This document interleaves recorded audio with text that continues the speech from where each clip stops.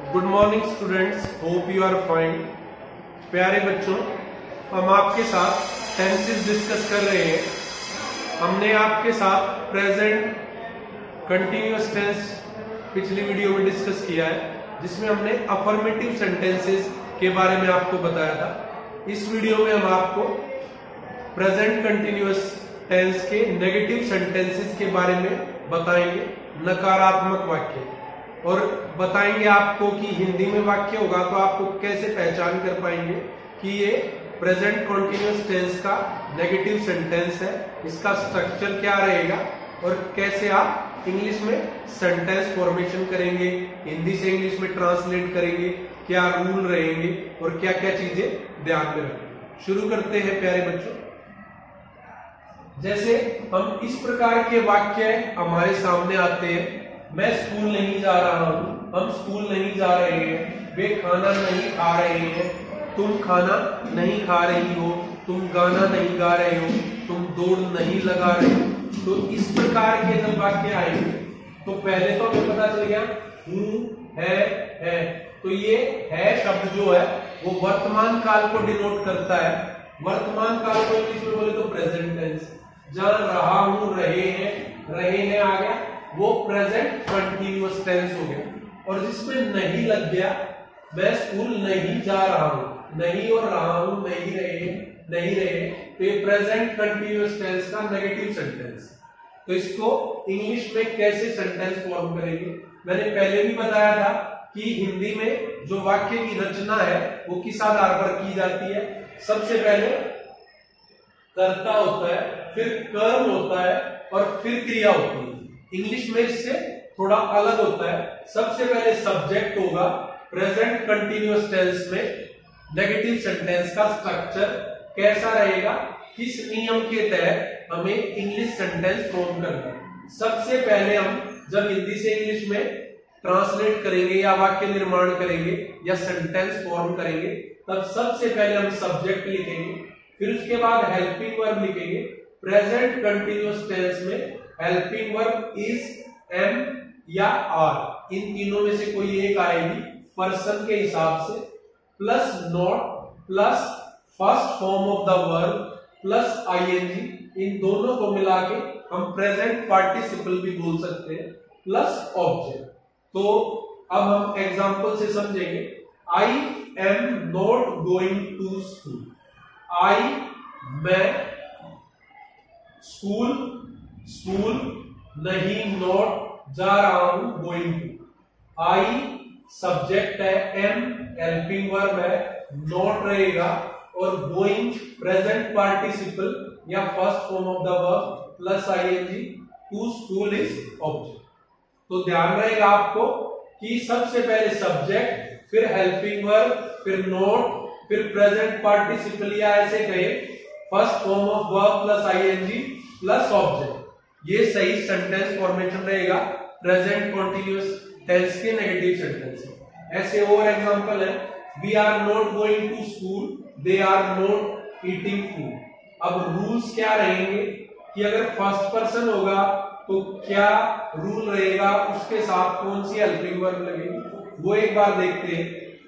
First person singular, first person singular होते कौन कौन से हैं, आई, मी, माइन, इनके साथ हेल्पिंग वर्ब एम आएगी और नोट रहेगा और first form of the verb plus आएगी। इसमें एक बात ध्यान देने लायक है कि चाहे कोई कौन सा भी प्रश्न रहे, चाहे फर्स्ट पर्सन हो, चाहे सेकंड पर्सन हो, चाहे थर्ड पर्सन हो, चाहे सिंगुलर हो, चाहे प्लूरल हो, सबके साथ not plus first form of the verb plus ING, not plus first form of the verb plus ING, not plus first form of the verb plus ING, सबके साथ same रहेगा।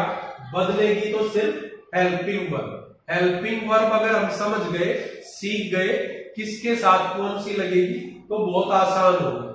नोट और first form of the verb plus ING plus object सब में common रहेगा। ठीक, अब समझते हैं फर्स्ट पर्सन सिंगुलर कौन कौन से होते हैं, आई, मी, माइन, इनके साथ हेल्पिंग वर्ब एम लगेगी। First person plural we, us, our, ours, इनके साथ हेल्पिंग वर्ब आर लगेगी। सेकंड पर्सन चाहे सिंगुलर हो या प्लूरल हो, जैसे यू, योर्स, सबके साथ हेल्पिंग वर्ब आर लगेगी। सेकंड पर्सन चाहे सिंगुलर हो चाहे प्लूरल, हेल्पिंग वर्ब आर लगेगी। थर्ड पर्सन में सिंगुलर कौन कौन से होते हैं? Third person singular he, she, it, this, that या कोई भी नेम हो, इन सब के साथ हेल्पिंग वर्ब इज लगेगी। और थर्ड पर्सन प्लूरल, प्लूरल मतलब बहुवचन, सिंगुलर एक वचन, मतलब एक है तो सिंगल सिंगुलर, बहुत सारे दो या उससे अधिक तो बहुवचन प्लूरल। प्लूरल कौन कौन से हैं? दे, देम, देयर्स, उनके साथ हेल्पिंग वर्ब आर लगेगी। अगर हम मोटा मोटी देखें तो फर्स्ट पर्सन के प्लूरल के साथ, सेकंड पर्सन के सिंगुलर और प्लूरल के साथ और थर्ड पर्सन के प्लूरल के साथ, सबके साथ हेल्पिंग वर्ब आर लगेगी। सिर्फ फर्स्ट पर्सन सिंगुलर के साथ हेल्पिंग वर्ब एम लगेगी और थर्ड पर्सन सिंगुलर के साथ हेल्पिंग वर्ब इज लगेगी। बस ये दो बातें याद रख लेंगे तो स्ट्रक्चर बहुत आसान है, सेंटेंस बनाना बहुत इजी है। अब और हम एग्जाम्पल से समझेंगे जिसमें हमने डिफरेंट एग्जाम्पल दिए हैं according to each person singular and plural. Let us see the examples. पहले हिंदी में देख लेंगे। मैं गाना नहीं गा रहा हूं। सबसे पहली पहचान जैसे मैंने वहां बताया था, आखिर में हूं शब्द है, हूं शब्द है से आपको पता चला ये वर्तमान काल का वाक्य है। वर्तमान काल को इंग्लिश में बोलेंगे प्रेजेंट टेंस। फिर आ गया रहा हूं। रहा मतलब कंटिन्यू है, काम लगातार है। मैं गाना नहीं गा रहा हूं, अभी काम खत्म नहीं हुआ है, कंटिन्यू है, तो रहा हूं कंटिन्यूअस टेंस। तो प्रेजेंट कंटिन्यूअस हो गया, क्लियर। फिर नहीं गा रहा हूं तो प्रेजेंट कंटिन्यूअस का नेगेटिव सेंटेंस है। अब उसका स्ट्रक्चर याद रखेंगे। पहले सब्जेक्ट, फिर हेल्पिंग वर्ब इज, एम या आर, फिर नॉट, फिर प्रेजेंट पार्टिसिपल, या इसको आसान शब्दों में कहें first form of the verb plus ING plus object.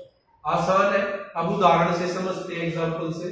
Hindi में देखेंगे, मैं गाना नहीं गा रहा हूं, मैंने आपको बताया। अब सेंटेंस फॉर्मेशन इंग्लिश में सबसे पहले सब्जेक्ट, सब्जेक्ट है आई, आई फर्स्ट पर्सन सिंगुलर है, उसके साथ हेल्पिंग वर्ब एम लगती है। फिर उसके बाद नोट रहेगा, फिर प्रेजेंट पार्टिसिपल बोल लो। Present participle is equal to first form of the verb sing plus ING, then a song is object. बहुत आसान है। Subject plus helping verb plus not plus verb की first form plus ING plus object, ध्यान रहेगा। अब अगला, तुम खाना नहीं खा रहे हो। तुम खाना नहीं खा रहे हो, सेकंड पर्सन है, सिंगुलर है। सेकंड पर्सन चाहे सिंगुलर हो चाहे प्लूरल, सबके साथ हेल्पिंग वर्ब आर लगे। तो सबसे पहले subject you, helping verb are, फिर सब में कॉमन है not, first form of the verb eat plus ING plus object. You are not eating food. Same way, हम स्कूल नहीं जा रहे हैं, हम फर्स्ट पर्सन का प्लूरल है, फर्स्ट पर्सन का बहुवचन है, वी, अस, अवर, आवर्स, तो उसके साथ भी हेल्पिंग वर्ब आर लगेगी। और नोट और प्रेजेंट पार्टिसिपल और ऑब्जेक्ट कॉमन रहेगा, तो we are not going to school. आसान है। नेक्स्ट इज राम डोसा नहीं खा रहा है। राम थर्ड पर्सन सिंगुलर है, he, she, it, this, that, his, him, her या कोई भी नाम। तो राम एक नाम है, उसके साथ हेल्पिंग वर्ब इज रहेगी। हमने बताया है रूल्स में भी, आप देख सकते हैं। Ram is not eating dosa. Last, वे किताब नहीं पढ़ रहे, वे, दे, थर्ड पर्सन प्लूरल है, दे, देम, देयर, देयर्स, उसके साथ भी हेल्पिंग वर्ब आर आएगी। और नोट और वर्ब की first form plus ING plus object, सब में नॉर्मल है। सेंटेंस फॉर्मेशन आपको अच्छे से समझ आ गया होगा, ध्यान भी रहेगा। They are not reading a book. तो प्यारे बच्चों, मुझे उम्मीद है आपको अच्छे से समझ आया होगा।